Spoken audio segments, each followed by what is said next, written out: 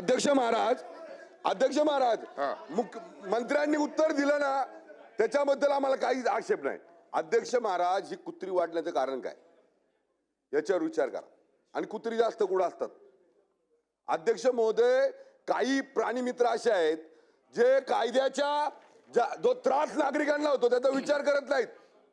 हे प्राणी मित्रांना कुत्र्यांवर जास्त प्रेम आहे, पण ती कुत्री ज्या माणसाला जातो त्यांच्यावर प्रेम नाही. आणि जे प्राणी मित्र आहेत त्यांच्या घरी एक पण कुत्रा नाही. अध्यक्ष महोदय, मी आज सभागृहाच्या माध्यमातून मंत्र्यांना सांगतो, ही सगळी कुत्री प्राणी मित्रांच्या घरी नेऊन सोडा. त्यांना कळू द्या कुत्र्यांचा तावा काय असतो ते. अध्यक्ष महोदय, 2 मिनिटं जरा सभागृहाने शांतता घ्या. अध्यक्ष महोदय, माझ्या शहरामध्ये 2025 एप्रिल जून मध्ये 8,000 लोकांना कुत्रे चावले. पूर्ण पुण्यात 3 वर्षात 1 लाखाहून अधिक लोकांना कुत्रे चावले. अध्यक्ष महोदय, माझा असं मंत्री महोदयांना स्पेसिफिक 2 प्रश्न असे राहतील.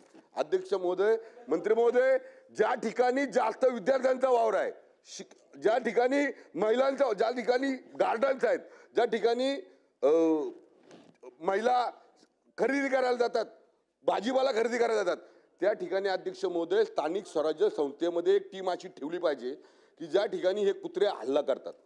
तर त्या ठिकाणी आपण स्थानिक स्वराज्य संस्थेला, मगाशी भास्करकर साहेबांनी सांगितलं, पहा आपण स्थानिक स्वराज्य संस्था ज्या आहेत त्या स्थानिक स्वराज्य संस्थेला सगळ्यांना आपण आज आदेश दिले पाहिजेत, प्रामुख्याने अर्ज दिले पाहिजे. सगळ्या जिल्हा परिषद असेल, नगरपालिका असेल, पंचायत समिती असतील, या महाराष्ट्रातल्या सगळ्या स्थानिक स्वराज्य संस्थेला आपण आदेश देणार का? हा माझा पहिला प्रश्न आहे. आणि दुसरा प्रश्न, अध्यक्ष महोदय, आपण या संदर्भामध्ये जे पण प्राणी मित्र म्हणून या राज्यात देशात वावरतात त्यांना बोलून या संदर्भामध्ये साधक बाधक चर्चा करणार का?